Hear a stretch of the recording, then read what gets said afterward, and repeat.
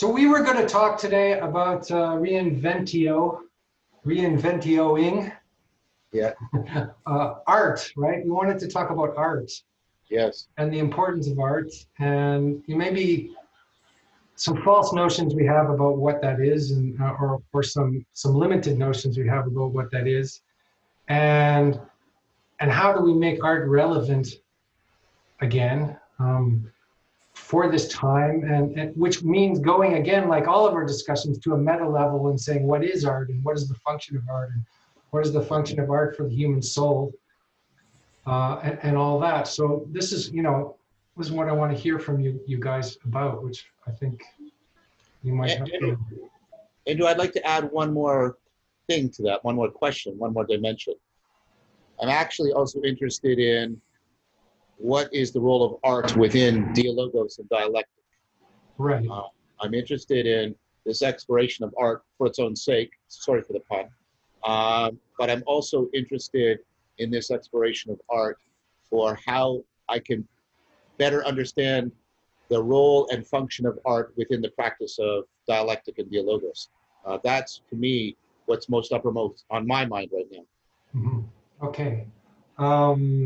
So that's interesting, because I think art is always a dialectic of some kind.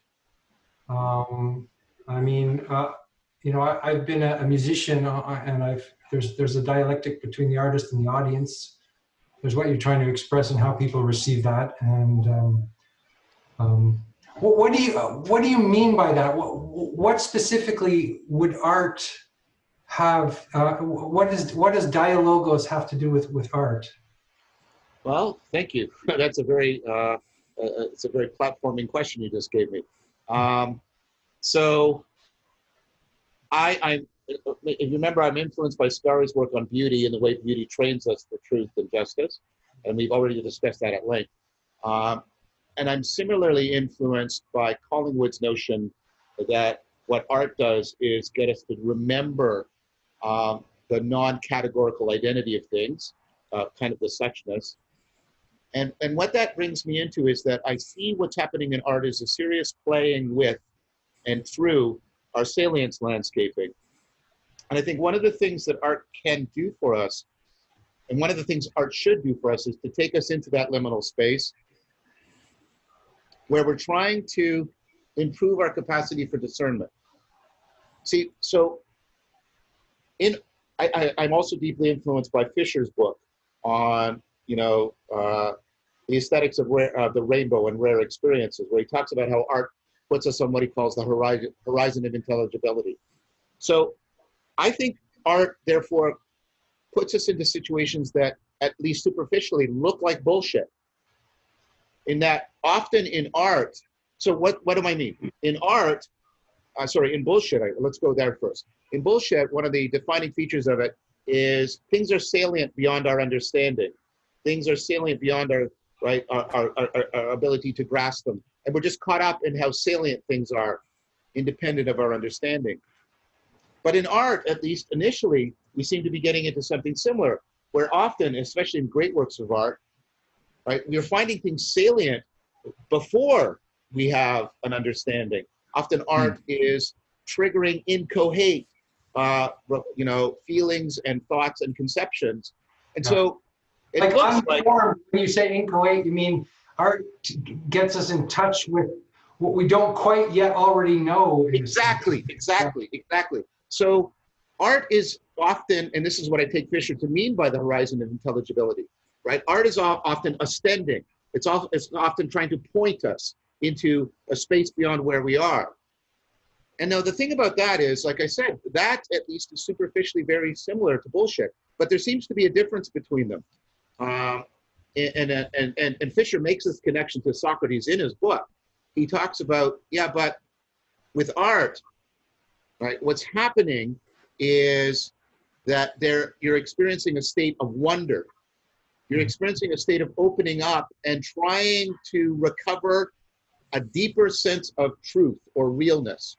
Whereas in bullshit, the opposite is happening. The opposite is happening is one is pretending to know all that one needs to know, and one has become indifferent to the truth. So wonder is an opening, So it's an ostensive opening where bullshit is an ostentatious closing. So or although they escape, perhaps, right? sometimes an escape, but I think it's more what the bullshit artist wants you to do is to not think anymore, right? The bullshit artist is really trying to get you caught up in not thinking and not caring about the truth. That was Frankfurt's central notion.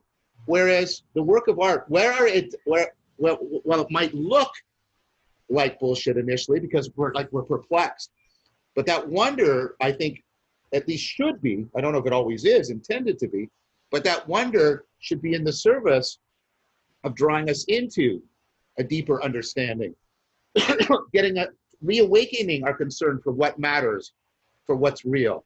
Yeah. And so I think if that argument is plausible. And this also maybe is the difference between actual art and, let's say, mindless entertainment, which is 99% bullshit, right? Yeah. Yes. Exactly. That's how I'm trying. That's exactly where I was going to go with this, Andrew. So thank you for that foresight. So if we do have that kind of a distinction, one of the things art does for us, in contrast to entertainment, and this is an ancient thesis that a lot of artists won't initially like because of romanticism, but art has an educational function in that what art is supposed to do is tutor us into actively learning how to discern between bullshit and wonder, how to actively allow our salience landscaping to be restructured in the service of the pursuit of truth or a deeper connection, as opposed to, as you said, an escape or an isolation or a misdirection, right? Or as you said, entertainment, where we just sort of try to cut ourselves off for a while from reality.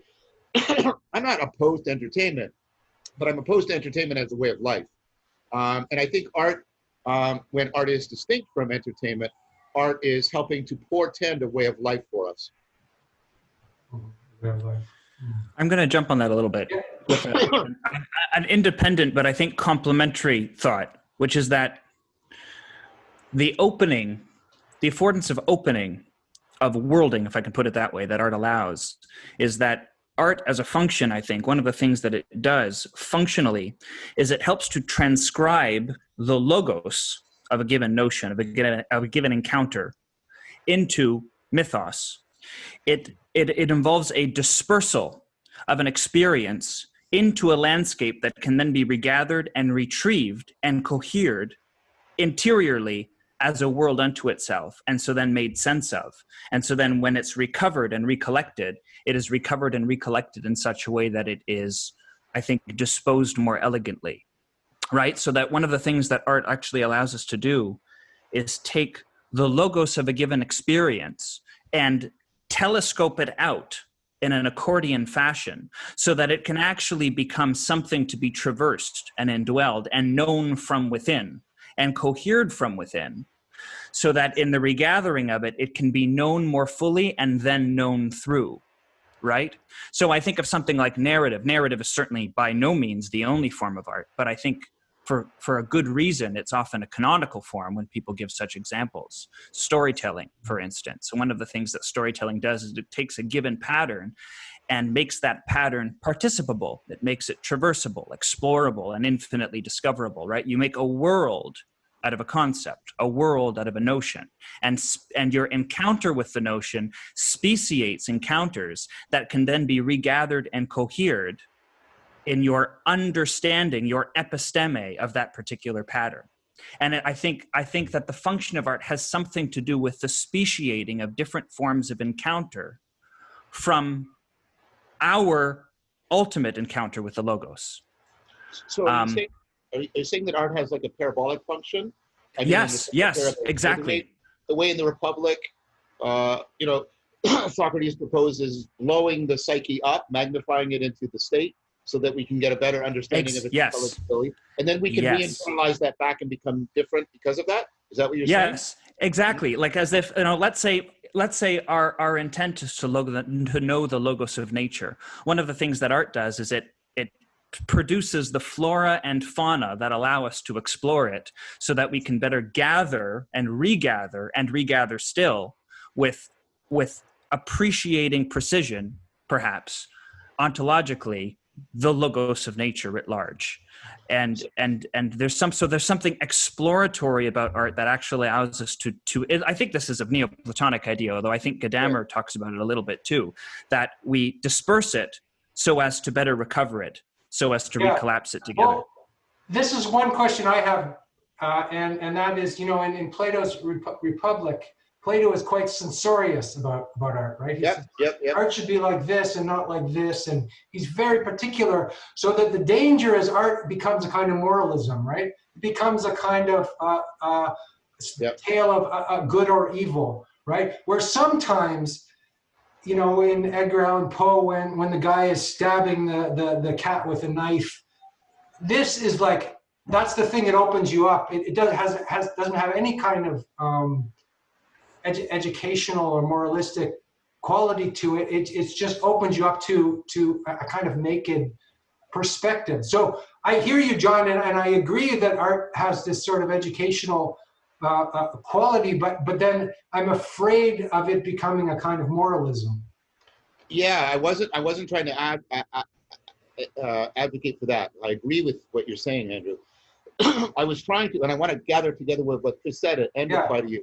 I was trying to open up an aspect of art that I would answer the question you posed to me, which was, what's its relationship to dialectic? Mm-hmm. And so I was proposing to you that in a way analogous to how philosophy plays with concepts, art plays with our sensorium, our salience landscaping, and our enacted intelligibility. Just like Chris says, I think he's proposing a specific way in which art does this salience landscaping, because it's a training in wonder. It's a training in wonder where wonder is something that allows us to discern between the opening up, right, to something more than what we have seen or known, and bullshitting, which locks us down and disconnects us from concern with the truth. See, the thing about Poe is there is still the aesthetic there that I'm talking about, because, you know, the moments in Poe, those moments of horror, right?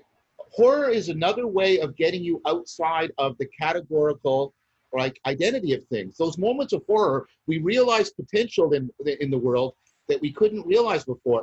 And Poe's horror is directed towards getting us to be more in touch with reality as it is.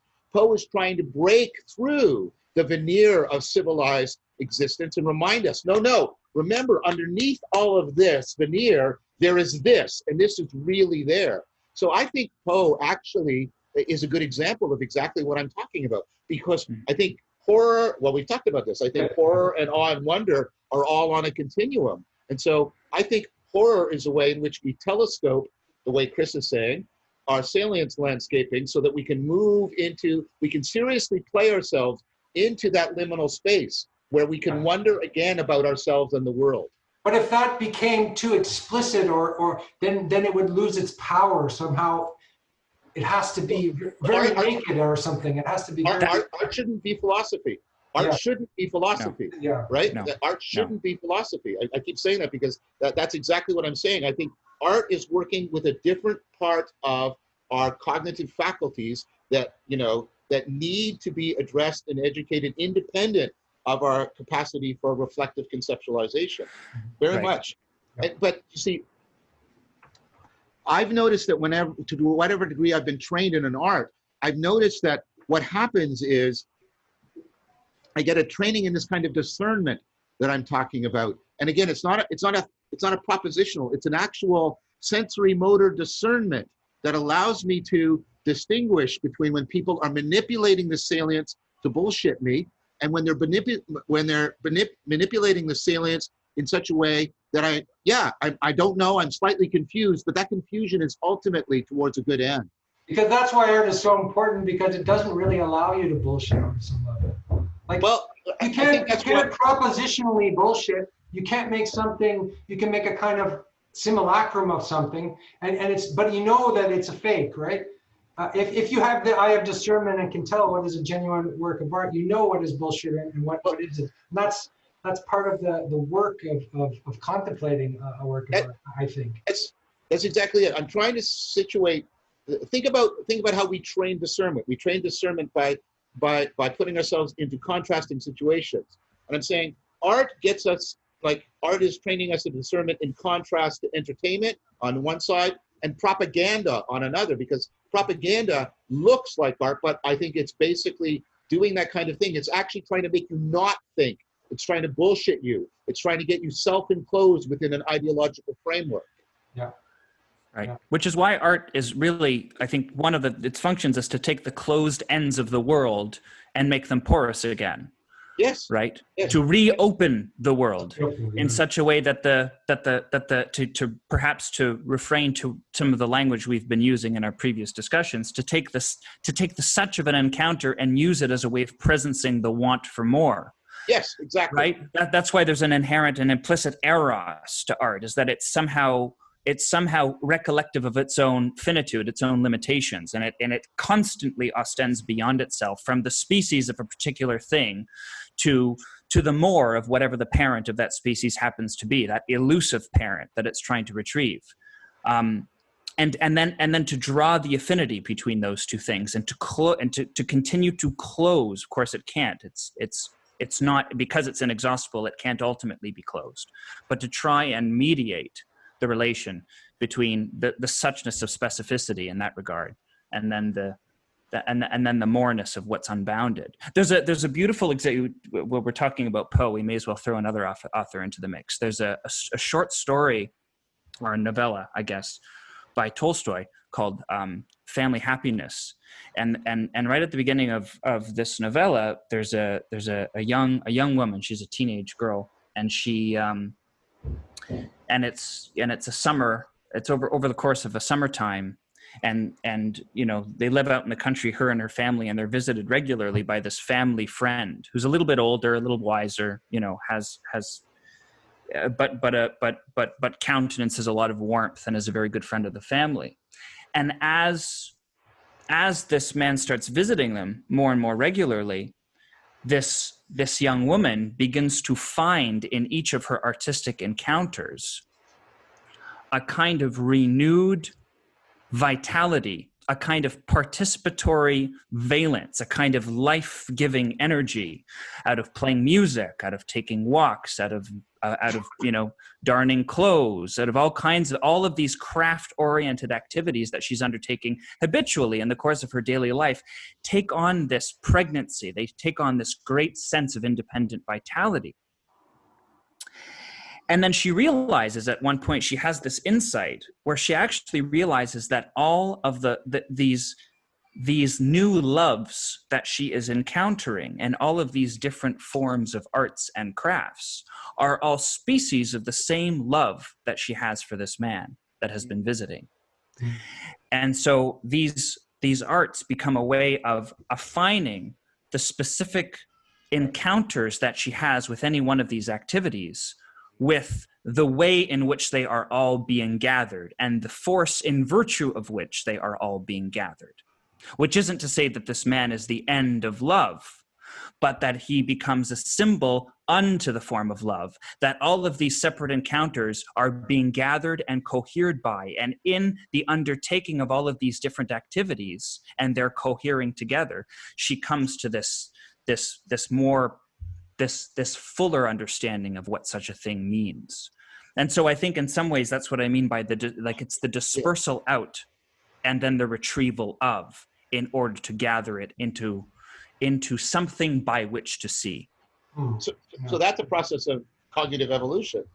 I mean, Yeah. that's a process by which we're evolving, right? We're evolving our capacity for sensory motor interaction with the world, because you're sending out, like you said, you're sending out all the variations, you even use the language of speciating, and then you try to gather back what is it that they all gather to and belong to. And then of course, that's not going to stop there. Presumably, you know, you're going to keep having that kind of cycle. And that's what I mean about, I think, how art is, it's kind of an educated, socially constructed evolution of our sensorium in a very comprehensive manner. Yeah, I can relate to what you're saying, Christoph, in terms of in my 20s, I wrote a lot of songs, and I think the songs that I wrote that had some quality to them probably were written without me being able to, like, they took me over on some level. They were not propositional in any way. They were like something I discovered as like, wow, what's this? And I didn't know what I was doing at all. And the more I didn't know what I was doing, the more I was in an area that was alive, which sounds like a kind of romanticism. So I was throwing all these things out there, and they would form something that was, and when I became much more conscious of what I was doing, it was harder to do. It was much harder to actually construct something. Like, it's hard to construct a work of art, I think. It seems to be reliant somehow on inspiration, on something beyond. Does that make any sense? I think it relies on I mean, speaking as a cognitive scientist, I think we have this term that's not very helpful, creativity. And I think creativity is a way of pointing to, cognitive processes of insight, metaframing processes where we're switching between a telic mode and a paratelic mode.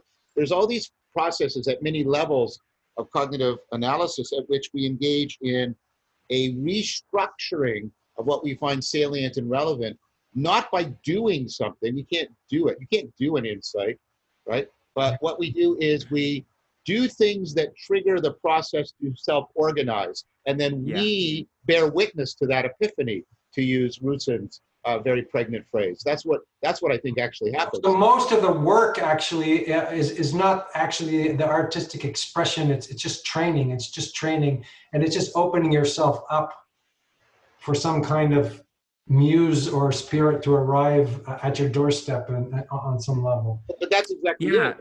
You have to write a lot of bullshit out of your system before. I mean, I know this for writing poetry for decades. You have to write a lot out, and that's what I mean about we tend to focus too much on the product of art.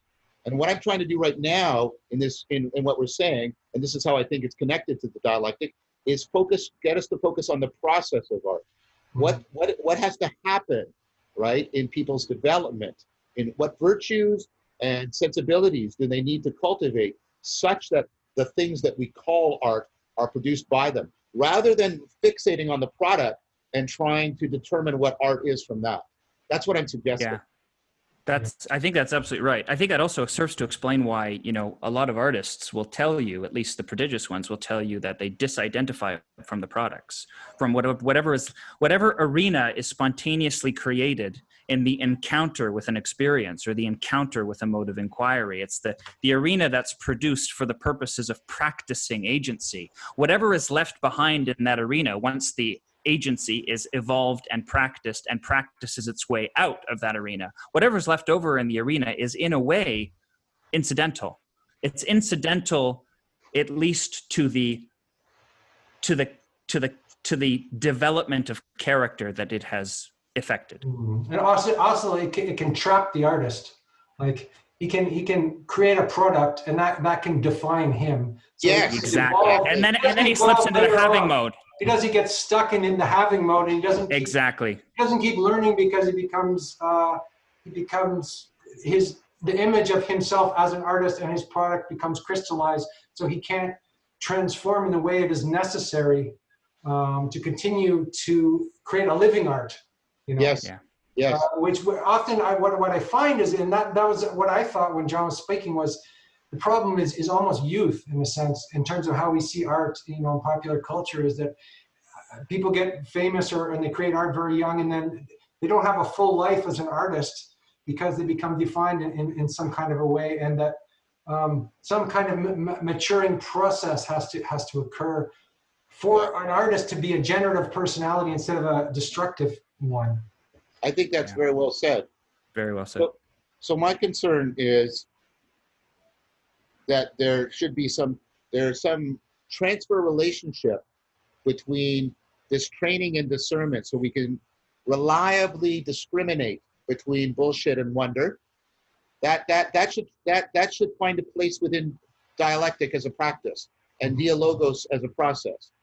That's what I mean about there. That's how I think art, right? And the fact that dialogos is committed to emergence, it's committed to taking us to the horizon of intelligibility, that it's committed to getting us to see things in their non-categorical identity again. We're trying to do it right now. We're trying to reinventio art. We're trying to step outside of the categories. I see all of that as finding a proper home within dialectic. So I do think that there's deep connections between the practice of art and the practice of dialectic. Yeah. I also But, think that people have kind of a limited idea of what art is. It's limited to the performance or the plastic arts or music or whatever. But fundamentally, your whole life should be an art on some level. I mean, maybe that's a grandiose statement, but well, I think am I making sense here? I know we have to distinguish between it's an artistic process and what is painting and music and that kind of thing. But yeah. I want there to be a larger definition of the project of art, well, rather than some narrow sort of activity of playing guitar and writing a song or painting a painting or. But that was Nietzsche's hope, right? But the problem is the way that the term he used, the term he originated, has degenerated, and it no longer has that reference. Nietzsche came up with the idea of a lifestyle. And the whole point about a lifestyle was exactly what you were articulating there, Andrew. It was trying to bring the education and evolution in the practice of art into one's life as a whole, because he was trying to come up with a non-religious or maybe post-religious way for the cultivation of virtue, because he saw the need for it.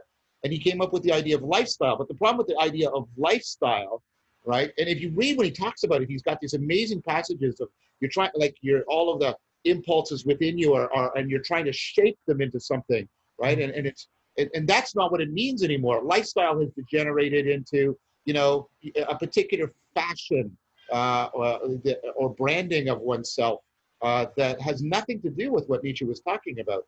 But I think the idea of having an aesthetic, even this isn't going to be deep enough, but something like a profound aesthetic style to one's existence as an ideal for one's life, I think that's exactly what Nietzsche was trying to talk about. Yeah. Maybe the issue with Nietzsche is that his idea was too much based on the individual artist. Yes. Rather than perhaps the collective experience of creating art in a community or with other people, or which I don't know. You can be a solo artist or you can be in a band. They're two different. I think his antipathy towards Socrates and Plato really blocked him from seeing the sort of dialogic and distributed aspects of art. I think that's true, and I think also I find he lost the idea about the dynamic balance between the Apollonian and the Dionysian within the work of art. Like if you look, right, the spirit, the birth of tragedy from the spirit of music, it's clear that the two are supposed to be, held in equal balance. But he becomes increasingly antagonistic towards the Apollonian as he goes on. And I think that's also very detrimental to his overall argument. Right. So we need to keep in mind then the choral elements, as we talked about, I think, in our last conversation, the three of us, right? We talked about the choral elements of dialectic and dialogos as, in the sense of a chorus, as foundational to its place. Yeah. Related. Yeah. Choral as in relating to the chorus.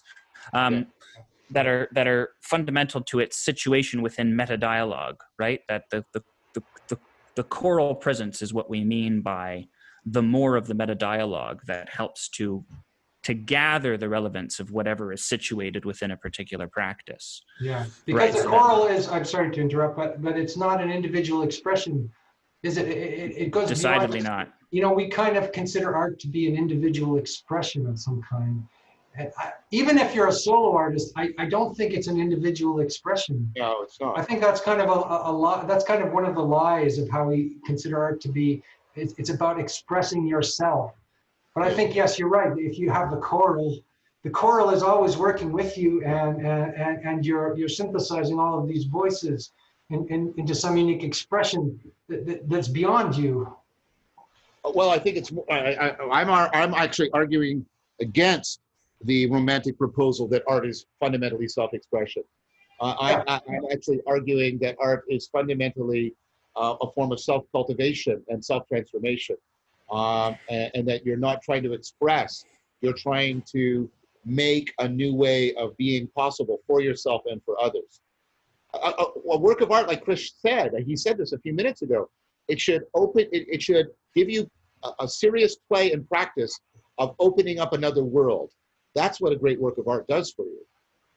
Yeah. Like ultimately, if you are not already pre-committed to an unjustified individualism, why is self-expression such a valorized thing? Who cares?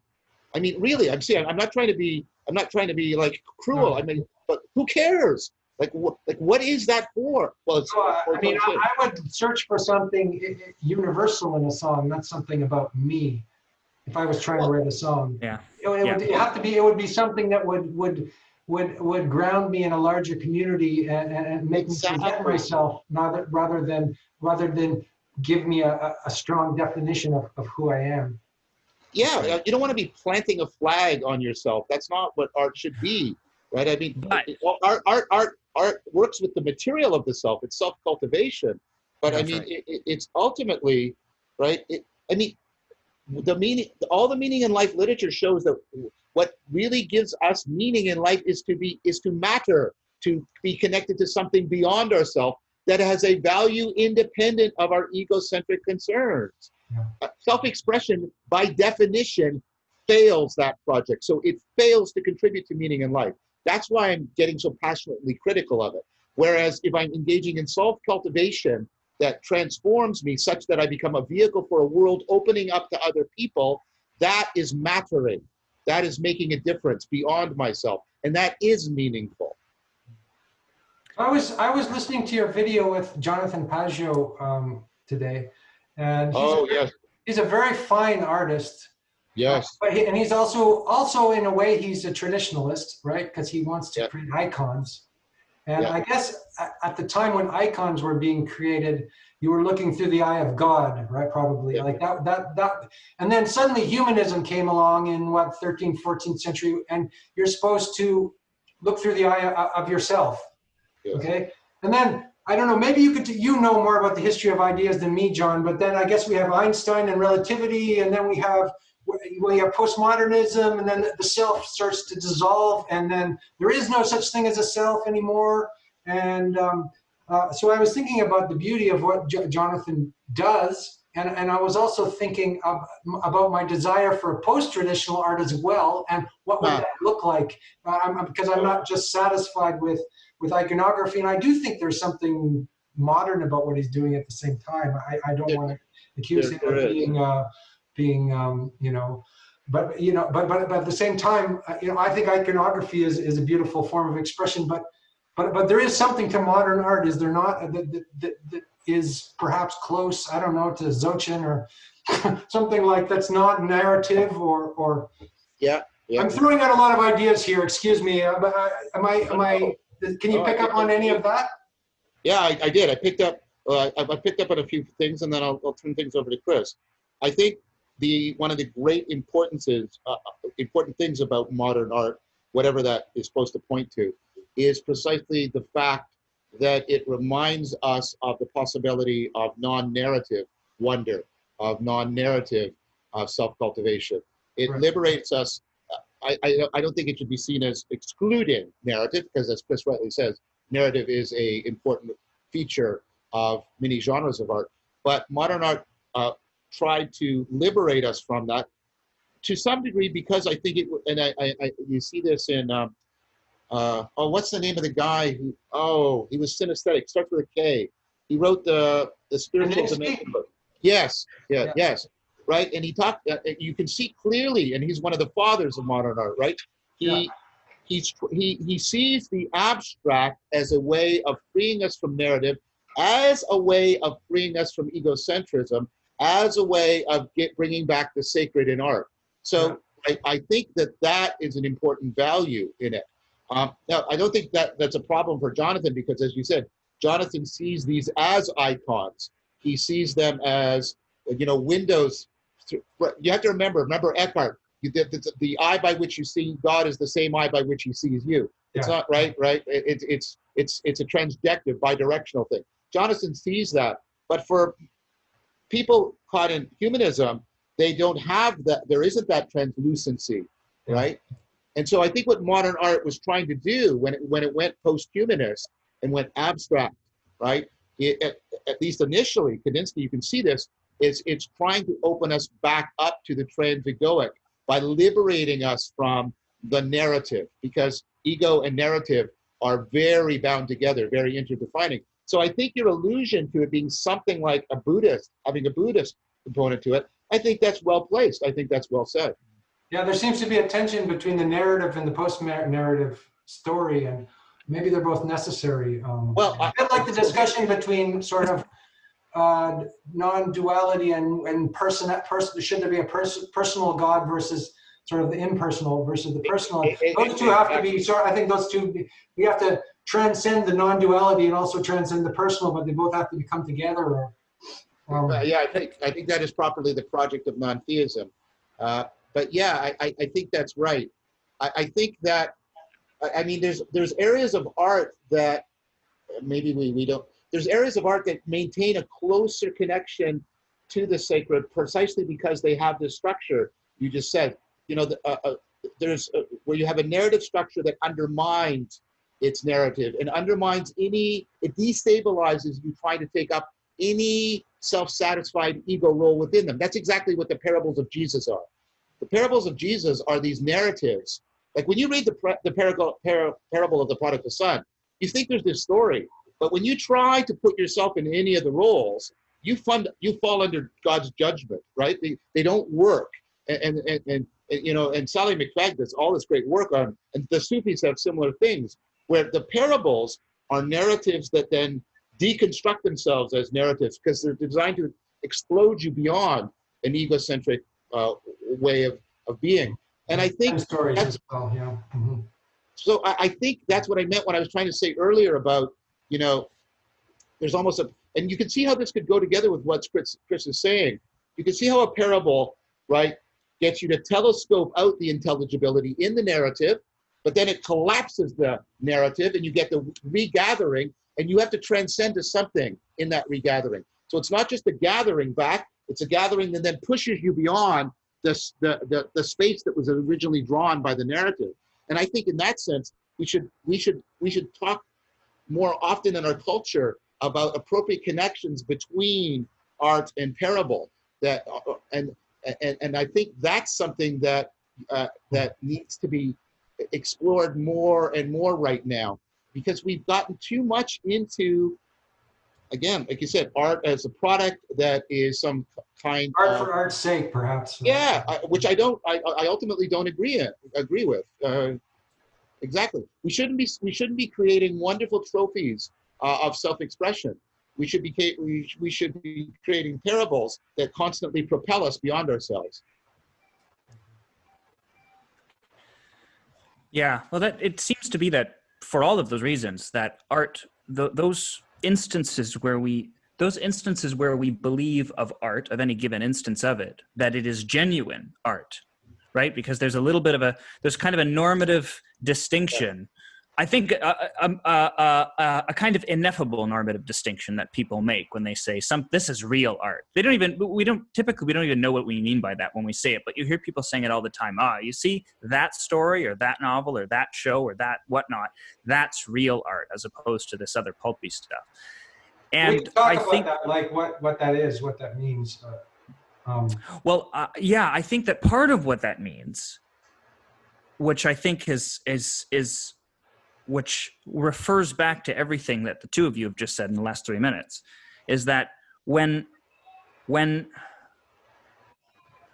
the purported subject of art, whatever it happens to be at the time, seems to become conscious that it lives in reference to some necessity, its narrative is guided by that, that it is not of itself or for itself, but that it exists only insofar it exists as a gesture, a beyondward gesture, away from itself. Mm-hmm. I think under those circumstances, we say of something that it is true or genuine art. And so when you were talking about the idea of self-expression, I thought that was kind of interesting. And you spoke of it, both of you spoke of the idea of self-expression pejoratively, but I think, and fairly so, but if we were to capitalize the S at the end of that self, I think we would find that expression took on something of a different meaning, because it would the expression recollect. of the divine double, then, right? That's what Exactly. It would be an expression of the divine double. If what art is self-expression and perhaps also simultaneously self-impression, that it is mimetic. It is mimetic of the inenarrable. It's mimetic of something that has not been fully retrieved, right? And that brings into the question of art this idea of ontological conformity. That if what it is doing is trying to get itself into conformity of that which is not imminently retrievable, then it becomes a way of rendering an impression of a self yet undiscovered. That capital self, that divine double self, or the sacred second self, right? And so every time you produce something, there is a kind of attempted imitation at the self that is out of reach, to bring it into presence. And it's not that you would have to express that self perfectly. It would be that you would have to gesture towards it. I would say. That's right. And that's that because is you're not going to express it. The work of art is a gesture. It's not a complete telling of what that is. That's right. Yeah. Which is why it has to be translucent, right? It has to be porous. Its boundaries have to be permeable, because it's approximation. It's ever approximation. It's ever approximation, right? That's why and I'm sorry I keep coming back to narrative, not because it's essentially the case, but just because it's the most easily retrievable example for me. But one of the things that we find in a truly, truly, truly good story is that its specificity seems to provide the current for a universality. And those things seem to be, and there seems to be an antinomy there. They seem to be in contradiction. But of course they're not, right? Because the more such of the story is, the more it seems to presence the possibility of being more. The more its mimetic finessing seems to gather its arms around something of appreciating realism. That's why magical realism as a form of narrative is often so powerful, because magical realism as a subgenre of narrative seems to actually make a narrative conscious of this very dynamic. But that's when it gets parabolic, Chris. Right? Exactly. Yeah. I'm saying this is all convergent with that observation. Parabolic. Yeah. Parabolic is that different than, let's say, symbolic? I think. What's the difference? Because you would say that we need parabolic art, and I would say I find symbolism in art very powerful, and I think Jonathan Pageau is sort of showing us that, and that we've sort of lost our symbolic literacy, like we're symbolically illiterate a bit, and so people used to express themselves in these powerful symbols, and now people are often creating something that is a very poor kind of realism, right? It's like a documentary style. It's just, it's like Werner Herzog says, it's like reading the phone book. It's like you try to create realism, but it doesn't have that magic to it because realism, in a sense, is the bullshit. That it's realism. I think that's right. I don't think those two claims are in competition with each other. I think they should be enfolded together. I agree with you, and I agree with Jonathan that and I know Chris does too. Recovering our symbolic sensibilities in a proper way, a wise way, a way that affords discernment is exactly one of the things that art should be doing, especially right now. But I think if let's take what Jonathan makes, the icon, right? The point about the icon is it's ultimately parabolic. Right? Yeah. If you get locked into the icon, right, then you turn it into an idol. That's what Jean-Luc Marion talks about, right, in The God Beyond Being, right? It always has to have this parabolic structure to it because it has to reach you where you are, but then it has to explode so that you are propelled beyond. And that's an infinite expression, and as Christoph says, porous, right? That's what he means, and translucent, rather than a fixed, closed system. I think that's exactly. The thing it has to do is it has to, like Chris is right though, right? It's not an amorphous infinite, right? It's not the indeterminate. It's the infinite that has been poured into the finite so that it glows with something beyond the finite, but is never anything other than finite for you, right? That's what I'm trying to get at.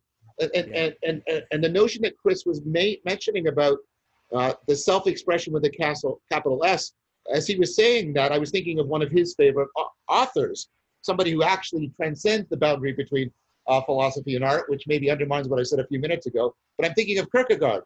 I'm thinking about how Kierkegaard writes these parabolic narratives that are designed, right, to do exactly what we're talking. They're designed to sort of suck you into a particular role and then explode that role, so that you come to realize that you have within you something that is the potential for any and every role. And that something, your soul, has a relationship to something much more ultimate than any one of these roles or ways of life. And again, I think that's one of the if that's what you mean by self-expression, Chris, that's what I can agree with that. Yeah. Yeah. No, that's beautifully said. That's precisely it. Precisely it. Yeah. I just don't like the phrase because of its sort of standard meaning, right? Yeah, of course. And I wouldn't be inclined to use it either. But if we were to try and recall something of an original meaning within the commonplace expression, it would require that minor augmentation. I think that was my only point in saying that. Just as a way of playing with it. I mean, part of our practice of reinventio here is to take what is common and play with its commonness as a way of recollecting its original meaning. And this is, I think that's all just part of the same practice. Well, I don't think it's happenstance that you mentioned those two, because I think there's deep connection between how we're talking about art and the practice of inventio, where we're trying to get between inventing and discovering. That's what we're talking about here. May I raise a question for all of us? Because I think it was also implicit in what Andrew was asking, and we've lost the thread, and I want to make sure we go back to it, which is, does art have to be beautiful? Right? So I've argued that we should be concentrating more on the process rather than the product, but does the process always have to be in service of, being drawn by, educed by beauty?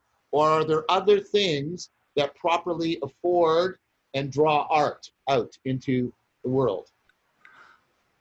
I would say, John, that beauty, the practice of art is not suffused constantly with beauty, but it is constantly guided by its search, right? That, like, I'm just thinking on a very hands-on, like, just the process of trying to produce something, whatever it may be, right? Whether trying to produce a paper or trying to produce a song, which I have no experience with, Andrew, but you'll be able to speak to. Yeah, it's mostly trying to produce a gift. I believe it.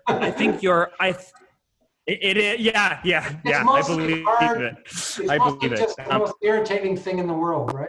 But it's somehow laborious, right? It's laborious and irritating, and it's melodies get in your head and you hate them, and you somehow have to go to the end on some level and get the thing out. It's like, as I said, the midwife hole. It's like, the birth. Goes wrong. Yeah. Right. The eros, right? Because the eros, right? The instinct of eros is guided by beauty, but that doesn't mean that that eros is always disposed to be beautiful, though it seeks beauty. Yeah. And I think perhaps that's the difference, is that the eros of art is guided attentionally in the pursuit of beauty, but its incidence is not always beautiful. I would say that my answer to John's question is that yes, art always has to be beautiful, but our definition of what beauty is probably problematic usually, because we think of beauty in a very narrow sense. And that beauty itself can be found in the most banal. It can be found in something grandiose. It can be found in the Baroque. It can be found anywhere and in any circumstance. And so it doesn't have to conform to, let's say, a Platonic ideal of what beauty is, or symmetry or any of that. But I'm not sure if I've answered the question myself, but I think the answer is yes, that art has to be related to beauty. But we also have to broaden the notion of what beauty is, to not be something cliche and very. Well, let's play with this, because I want to. by the way, I just want to make note how you, in the middle of art, you were invoking midwifery, which of course is also the project of Socratic dialectic. Yeah. But Socrates. Well, it's a dialogue with yourself. You know, Yes. don't you call that the vertical dialectic or something like, or no, Yeah, or that's what you're dialoguing with higher powers or, but let's play with this, what you guys have both said. So what came to my mind when I asked this question was a painting that I've often found very powerful, and I consider it a bona fide great work of art, many other people do, is Picasso's Guernica, right? Guernica, which is, it's hard for me to, when I'm standing in the presence of that painting, to say I'm experiencing anything like beauty. I'm experiencing shock, horror, and I'm experiencing even the perversion of the sacred. You know how he has that big, he has the light at the top that's taking the electric light that's taking the place of God, right, in the painting. And yet all of this is because, and this is where Collingwood's idea comes in, and that's why I'm asking this question. Because Collingwood says that, because he actually uses this example, Collingwood said, the point of that is to try and get us, and I'm going to use the language we've been using, is Picasso doesn't want us to think of the battle, of the bombing of Guernica categorically. He doesn't want us to slot it in all the other bombings, all the other tragedies. He wants us to directly experience the ineffable, horrible suchness of that moment, the non-categorical of Guernica that can't be captured categorically, because only that horror is appropriate to the tragedy that was unfolding. That's the right relationship to the event. yeah. So you see what I'm not saying that I've refuted you guys or anything like that. I'm trying to say that, isn't it? Maybe beauty is the relationship, like between you and the painting. It's not the painting itself. It's the relationship it affords. That's what came to mind. Well, okay, so that's what I was wondering, because and picking up on what you said, Andrew, I've been trying to reorient this off the product of art to the process. Can we reorient from a product notion of beauty to a process notion of beauty? Mm-hmm. Yeah, I think that's right. I think that's what we have to do, in fact. So some of what you seem to be just describing, John, is that one experience you have when you look at the Picasso painting is that, yes, so it accommodates an uncategorical experience of such a phenomenon. But what it also does, I think, in the way that you've given, I can't remember where this example comes from originally. It might be yours, John, but when you talk about the suchness of the trees and the moreness of the trees, that you encounter a beautiful tree such that it is unique and incomparable, and you also encounter in this beauty of the same tree the infinite possibility of treeness in all of its beauty. That's where And then I think, so then one way then of thinking about art and the way that you've just described it with this example is, and I think you just said this, Andrew, is an appreciation of the relation between those two uncategorical categories of the infinite more of the beauty of something and the such of its beauty, and being able to relate those two and to intimate and make more intimate their dialogue in the experience of a given work. Oh, so if you'll allow me to be slightly poetic, then what you're saying is that Picasso's Guernica actually presences the soul of the battle. Yeah. And yeah. What I thought was it's the courage of the artist to express that in its most naked form, which also makes it beautiful. Yes, I think there is a connection to. I mean, he's definitely trying to train discernment. In fact, it's hard to justify that painting without it having that.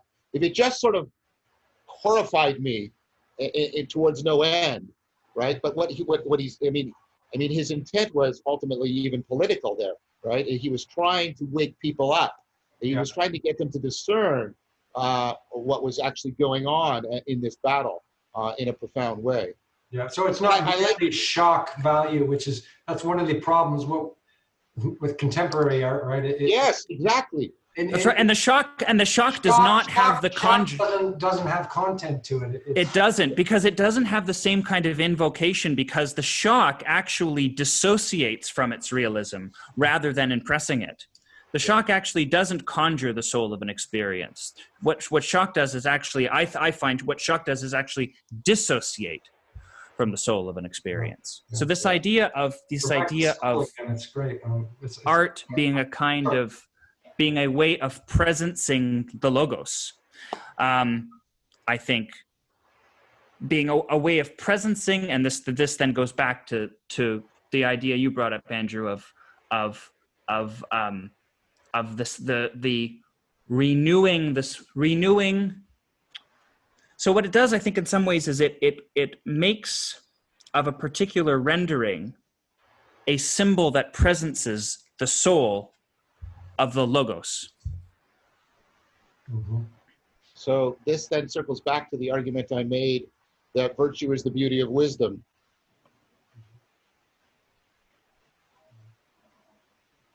So there is a process, so a relational transactive process notion of beauty that is appropriate then, and then would ally with our attempts to redirect the discussion of art off the product and onto the process again.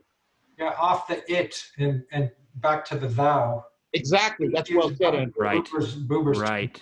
Beautiful. Yeah. Beautiful. So that the product serves to invocate the process. Yeah. So this and means to reproduce it, to midwife it again.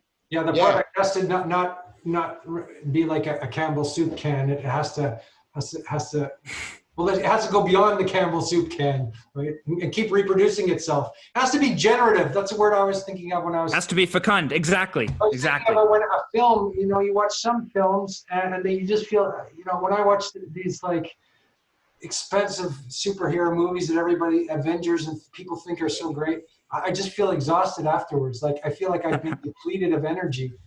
And then there's other films you watch, like I mentioned Werner Herzog's films. Somehow they have this texture and depth to them, and you watch them and you feel like you've been nourished in some kind of a way, right? You haven't been like, that's what Plato says. That, art can be a kind of rape. It can be like not art, but cheap entertainment. It can be kind of it rapes your soul. But the real kind of art is just like an opening of, as you say, eros. It is, and it's infinitely realizable for that very reason, right? The difference between watching the good film and the bad film, right? Or the strong film, the artful film and the unartful film is that the artful film is, you can interrogate it endlessly, because when it articulates itself out, there's something that is shining forth through the medium of the work that is not of the work itself. And that's not true of every. Again, I think that depends on the integrity of the artist. It's a bit what John is saying about all of these qualities like wisdom and virtue. If the artist is being motivated by those qualities, that integrity, then that shines through. If he's being motivated by some kind of something else, who knows what that other thing is? Probably trying to please the mob or something.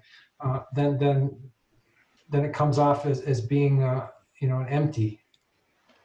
So there's two things that came out of what you guys were just talking. I kept interrupting, and I shouldn't have, because you guys kept unfolding more. When Andrew, to gather back to previous discussions we had, we talked about this, how Plato talks about, the beauty is, like when we were talking about Han's work, that the response of beauty should not ultimately be consumptive, it should be generative. The response to beauty is a desire to generate more beauty. And then you guys linked that, I think, very astutely to the notion, of the inexhaustible, an inexhaustible fount of intelligibility. And then what you did, to my mind, and tell me if you don't like this, but you wed beauty and art and sacred as all intertwined and interwoven together. That sacredness because that's what it is when we find something, an inexhaustible fount of intelligibility, and that we find within it a beauty that makes us want to generate beauty. Isn't that a really good definition of the sacred? Mm-hmm. Yeah, absolutely. It also serves to explain why art, whatever alleges to be art, if it does not invoke the sacred, it appears not to be art. Yeah. The same activity, perhaps. So that means then, this is the. What does that mean though? Like, because art can contain all kinds of unsacred things, and like But again, Andrew, your point, is it the process or the product we're talking about here? Yeah. If the point is to put those unsacred things in to wake us up from how we have perhaps turned them into idols, or perhaps how we've lost touch with their original meaning, or if it's to wake us up to the sacred again, then I think it's art. If it's just to be irreverent, then I don't think that would count as good art, to my mind. No. I mean, what we're doing here is we're critiquing. I mean, we have launched a deep critique of, the romantic slogan, art's for art's sake. We're saying art to be art should never be for art's sake. Yes. And we're also making an implicit Platonic argument that only good art qualifies the definition. Yes. If it is not of the good, if the art is not of the good, then it is not art by definition, which is a very Platonic argument. How does this sit up with you? I'm reacting against that a little bit because I don't want to narrow it into something somehow. I think that it can't be narrowed to Platonic ideals because that would be didactic, or is that the right word? Well, maybe but I'm going to ask you, Andrew, to do what you did earlier when I made a proposal. You said maybe we need to reinventio our sense of beauty to be appropriate to where the argument is leading us. Like we have to go all the way up and all the way down is what I want to say. We have to see the art in the garbage. We have to see the art in distorted electric guitars and the Ramones. Okay. Yeah. But we also have to see art in these. I don't want a moralistic Christian version of art. I'm sorry, Jonathan Pajot. I'm sorry, I don't want that. I want the Ramones and the Sex Pistols too, even though they are irreverent, but there's some authenticity coming through there. Absolutely there is. I don't think anything that we've said, in my mind, this is good to resolve then. In my mind, nothing we've just said excludes the grungiest forms of art imaginable. To me, this definition includes all of that because we're with a great breath, we're trying to expand the definition of what we mean by beauty in the first instance. I don't think it is to the exclusion of anything that seems like it has dirt under its fingernails. I don't see it as excluding that. Yeah, and so I was proposing, Andrew, that we do an inventio on, or I think we are already doing it, an inventio on the sort of Platonic notions of art. That's what I think is actually happening here. I don't think it's about, I think there has been a mistake, and Plato bears some responsibility for this, and so do some of the Neoplatonists, so I think it's well said, but I think there has been a mistake of reducing all of this to what Nietzsche would call the Apollonian, and that should never be the case. Right. The frame making of the Apollonian always has to be inextricably wed to the frame breaking of the Dionysian, or you never get the insight that gives you. The Apollonian is cold, right? Without the Apollonian generative chaos of the Dionysian. Well, I think that's unfair to the Apollonian because of the way the dichotomy has unfolded.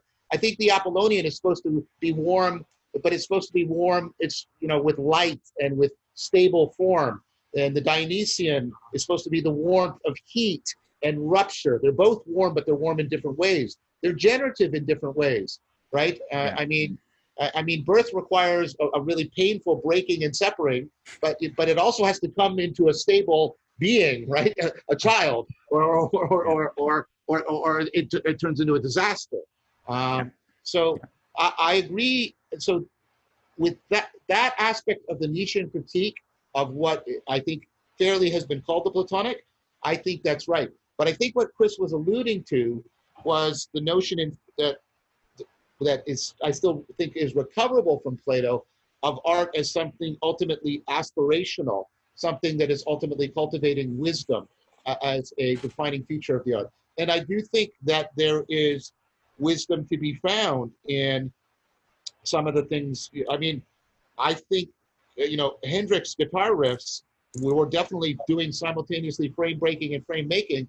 And he was talking about a way of being, a way of seeing the world, right? He was. That was what was going on there. I was thinking of Cézanne, who he mastered all the classical forms, and then he couldn't find anything that mattered to him and all that, and so he took a big bonfire and he burned everything he'd ever done for 40 years, and then he came up with this sort of non-perspectival art where he would do the mountain of Saint Victoire over and over again millions of times from different angles, and you could see it. And he threw out perspective and invented color, invented a whole new form. It looks very much like a postcard to us now, but at that time it was something radical. Through the destruction of the old, right? And he had to, the more you kind of destroy of that, there's this that's perhaps the Dionysian, is the destructive. Exactly. Exactly. And I think if Plato had been more connected to his proposal, which I think he is really, really proposed, of the generativity as the primary response to the beauty, he would have seen that all generativity has within it both the frame-breaking Dionysian and the frame-making Apollonian. And this generosity, let's say, of the theater, right? Because that's what he was criticizing, right? Is the theater and all its garishness and all its. And he didn't like the way. I mean, poetry means something much more than it means for us. He didn't like, because poetry also meant writing plays, right? So he didn't like the way in which that was the. Now it's clear that he likes sort of the some of the classics like Sophocles, because. And he clearly likes Homer because he cites Homer repeatedly. But he wants to rewrite them. He wants to rewrite the parts that he thinks are misleading the youth or whatever. But this circles us back around, because this is Plato's worry, and this is why I proposed it as the initial question.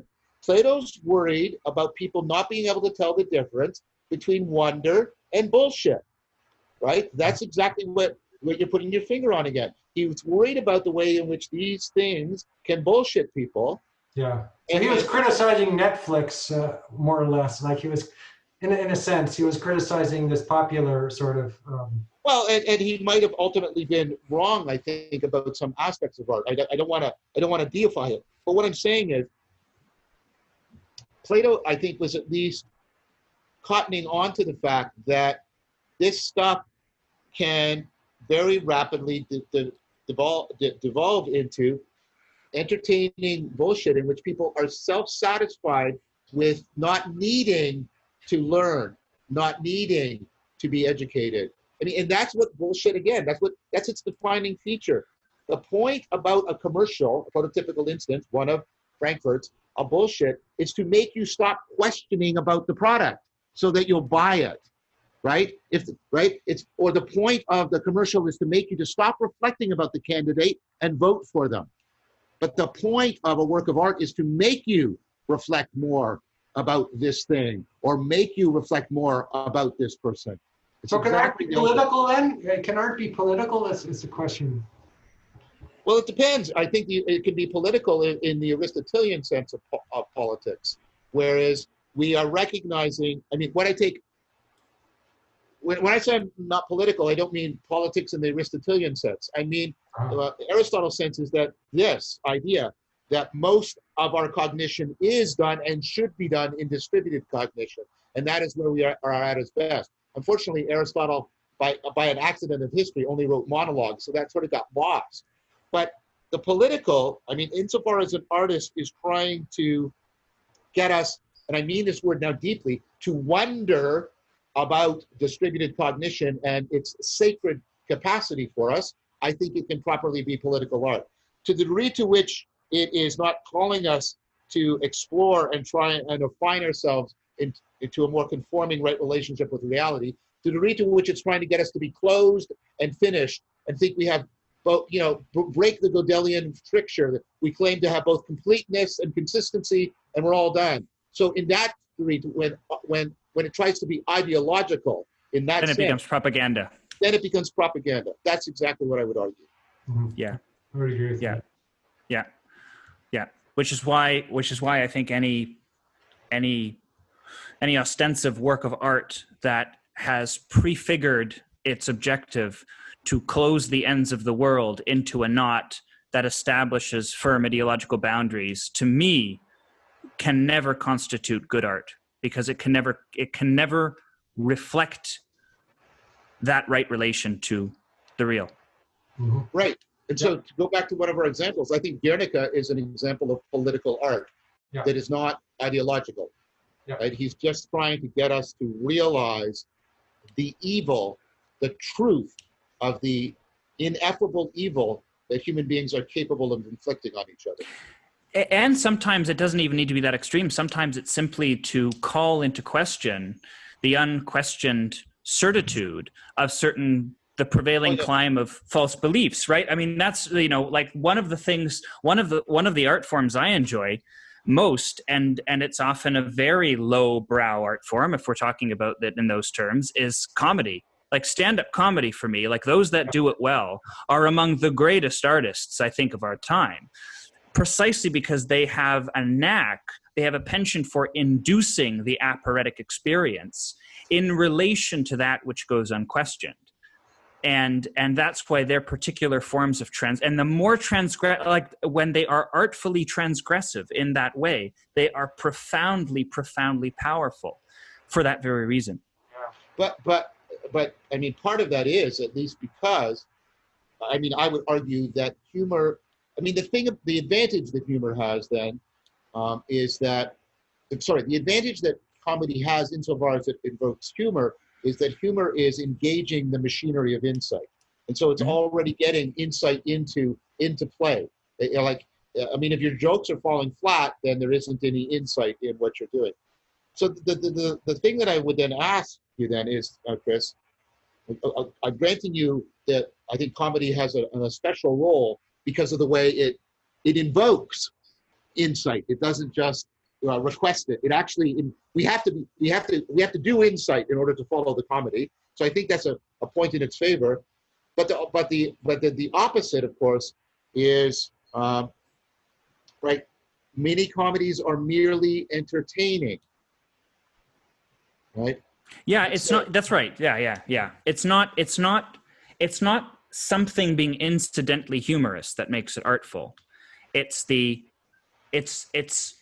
provocation of humor in service of insight, I think, that is the art of the practice. Well, but I was going to say, I guess that people like Lenny Bruce in the beginning, they did have really something powerful to say about about race and things like that. But the way their way of putting it was quite, I would say, beyond entertainment. I mean, you're laughing at the worst parts of yourself. Like you're laughing at seeing yourself inside out. You're laughing at seeing your the comedy is, the best comedians are most self-mocking of themselves in a sense, right? Right. Because I think one thing that good comedians do is they call attention to the form of life that inculcates our experience and conditions it unthinkingly, right? The forms of life that the proponents of our habits, the proponents of the way that we behave, the structures we live by that go unseen by us through most of our days are precisely those. I mean, good observational comics, that's what they do in effect, right? They call our attention down to the fundaments, to the rudiments that structure our behavior, and then turn our attention back to those things. I mean, I don't mean to over attribute brilliance to the genre, but there is a certain amount of Socratic self-inquiry that good comedians induce, and induce very deliberately. Well, I've heard it said that tragedy is the art that reminds us of our capacity for transcendence, and comedy is the art that reminds us of our finitude, so that we never think of ourselves as gods. And I remember Jonathan Miller saying, if you want to present a tragedy well, try to highlight the comedy in the play. Yeah. If you want to present a comedy well, try and highlight the tragedy. within the show. Because And comedy, isn't that comedy the is most a tragic dialectical genre. thing? Comedy is horrible. I mean, it's totally tragic. You know, and I guess tragedy always has this beyond the tragic. so there's maybe an inverse there. Or Well, I do And think this- that there is a dialectical relationship between tragedy and comedy, and that they kind of, it's almost a yin yang. I don't mean that one's yin and the other's yang, but you know, the way the yin and the yang interpenetrate and interdefine each other. Because I mean, this is what Drew Hyland argues is the core of Socratic dialectic. He wrote a book called Transcendence. What is it? Transcendence in the finite or transcendence in finitude. The point is that Plato is always trying to keep us moored both in our capacity for transcendence and our mortality as finite beings. Because if we give into just the finite, we become enslaved to despair. And if we give into just the transcendent, we become inflationary and arrogant and destructive. That makes sense. Yeah. Interestingly, those two things can sometimes combine into the morality tale. What, the Right. tragedy and the comedy? Yeah. Well, Because what you've described is the dialectical relationship between them, and that dialectical relationship does seem to be essential to the narrative form. And sometimes those two are collapsed and then reformulated into a third model that becomes a morality play. I'm not saying that every morality play constitutes itself in that dialectic, but some of them do. And when that happens, I think that synthesis is remarkably powerful for that reason. Well, I was thinking of Dante when you said that. Well, there we go. Yeah, I couldn't think of a better example than that. Right. So we have the divine tragedy and the divine comedy in a sense. And they interweave with each other. And you know what we've now described? We've now described the Bible. That's usually a sign that we're onto something. Yeah. Well, I did want to sort of. I wanted to come back to the connection of art and religio. I wanted to. Yeah. I wanted to distinguish between individual expression, which we already kind of talked about, and community tasks in terms of art and art as a something you create with people, and then art is something that you do in solitude, and so.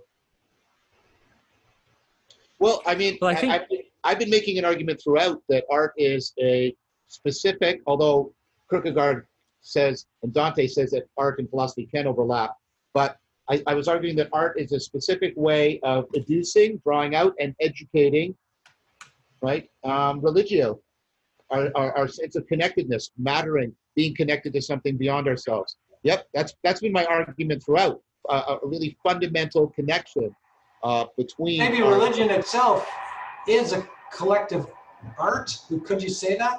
That's often what I think. I think I found myself arguing in various locations that When you get together religion and create is this sort of Yes. ceremony. Sometimes it's very poor art, right? I mean, in churches these days, it's like there's not much. Often it's. But I When think it's really beautifully done and powerful, it has the same, perhaps, Yeah. function as a concert or something. Well, that's because I think you're looking at an old religion that is creaking. But let's say that religion is ritual art, where ritual means there's communitas involved and distributed cognition. I think the place to look for this. I spoke at the Movement Summit a couple weeks ago, and I was just overwhelmed, and that is the correct verb, right? By the number of people there who were. This was all about. These are all people who are coming out of communities, emerging ecologies of practices, and emerging communities about embodiment and movement and about self-transformation, and the quality and the complexity. Both within and between all the speakers, and then all of the various communities that they were representing and the way they're networking together. That's the religion that is now emerging right now. And that is filled with what we're talking about. It's filled with new kinds of art, things that are, that are moving between a lot of the established boundaries and categories and creating new ways in which people are training and educating religio. That's happening. It's really happening. Mhm. And the emphasis on this being communitas is becoming more and more focal in all of these communities. Indeed, yeah. One question I wanted to ask you guys is I wanted to, since we're talking about art and reinventing art, and if you'll forgive me to ask a question because I'm a little bit curious, I'd just like to know which artists, were very formative or moving or powerful for each of you, or I'm just curious if I can ask the question. I mean, so novels, Hesse was very formative for me, Hermann Hesse. Oh, me too. And Melville, Moby Dick, and Conrad. Those are the three authors. Poetry, overwhelmingly, the greatest influences are Blake and Rilke. Those are huge and continual with me. And for music, the two most formative influences on me are Beethoven and the Beatles. Beethoven and the Beatles. Okay, great. What about you, Chris? Well, that's good list, John. I'll just, you know what? I'll single out one, which is a play. It's called Art Town. Thornton Wilder, which is probably my single. It's actually not just my favorite play. I think it's actually just my single favorite.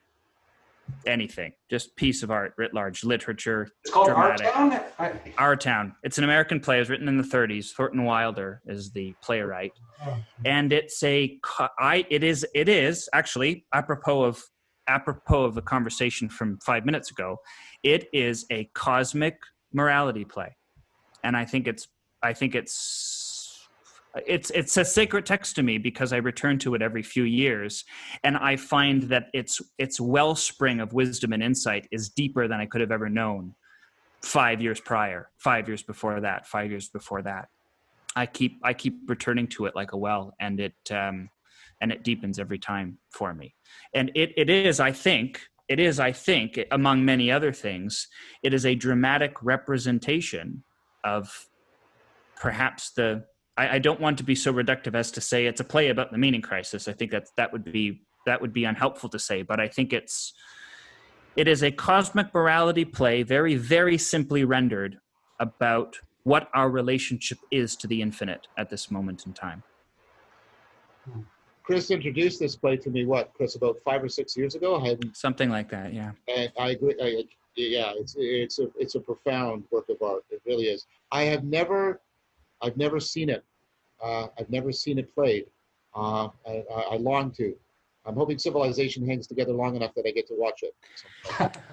I think it's especially prescient right now because it's about the relationship between the communitas. It's about understanding it's as much of what we've been talking about with dialogos. In fact, it's about what the relationship is. What is the affinity between the interpersonal intimacy of communitas and our intimate relation with the divine. Yeah. And it's not, when I say it's a morality play, I don't mean to say that it's trite and didactic and moralizing. I don't mean it that way. It's very unassuming. In fact, it's the most unassuming piece of writing I think I've ever read. It is not self-aggrandizing. It is, I think it's perfect in its simplicity. It's descriptive, but in its description, I think it's hallowed. I think it's just beautiful. It never loses the human touch with the finite, while also extending beautifully towards the transcendent.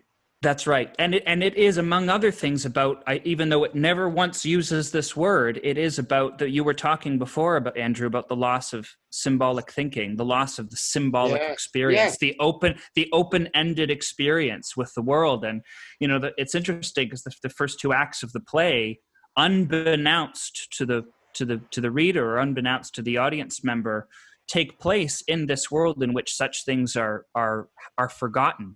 And then there's a moment at the end of the play where one character has the opportunity to recollect the world with that symbolic porosity, with the shining quality of a world that is alive and that refers itself to the infinite. She has the opportunity to live in the world with it shining forth the infinite to her. And it's just, I can't even read the play without choking. I can't. So anyway, I highly recommend it. That's amazing. That was beautiful, Chris. And it's very you much. really do. Go ahead, John. Sorry. I'm just going to say that was beautiful, Chris. You really do have such a beautiful soul. My God. Oh, my God. wow. Yeah, actually, Only in the best company. We were analyzing. We had one discussion where we were analyzing, some banal TV show, and you had this insight into the show. I think it was this movie, The Marriage. And I thought, wow, this guy should be working in theater. Like you should be making these productions or something like. Wow, that's very kind. Working for the government, like you just had the insight into what happened at this very moment and what it meant, and I was like, oh yeah, that's right. Yeah, that's very kind. That's very kind. I really think what needs to happen in the near future is for Jonathan and Christopher to have dialogos. I think that's what the Discord folks were telling me that actually. Yep. I think that is a very astute proposal on their behalf. But I agree with it. I think that you and Jonathan should have a deep discussion about the symbolic and the art and what its connection to the sacred and everything you just spoke there. Yeah. Your capacity for doing this always humbles me. So only in the best of company, gentlemen. Only in the best of company. Thank you. I welcome it. Well, gentlemen, I would like to talk longer, but I should get going. Okay. Sorry. My last question is there any loose ends here? Is there any part of like our reinventio of art? I'm not sure if I fully got the dialogical part of art. I'm not sure if that was fully expressed this time, but I'm not sure. I'm there yet with that. This is my takeaway. I mean, I think there was an argument in this new way that we're trying to argue, that what we've been playing with, for reorienting from the product to the process. Okay, great. Reorienting from the understanding beauty in the product to beauty in the process. And then that brought us inevitably to very tight connections with virtue and wisdom, the sacred and religio. And I think that's a very good place to come to. Sure. Yeah, and I'm still feeling the chorus. I think that was one of the greatest insights I've one of the insights in these conversations that I've been thinking about the most is this idea of the chorus, which accompanies us while we're having a conversation. In other words, we're not alone. Yep. Okay. So thanks so much as always. Thank you, Andrew, as always. Yeah, thank you as always. Putting these together is always really, really wonderful. And thank you, Chris, too. Thank you very much. Thank you, John. Both of you, gents. This is always the greatest of pleasures. Yeah, for me too. Enormous pleasure. Okay. Have a good one. Okay. Take good care, my friends. We'll talk until again. The next time. Yep. Bye-bye. Bye.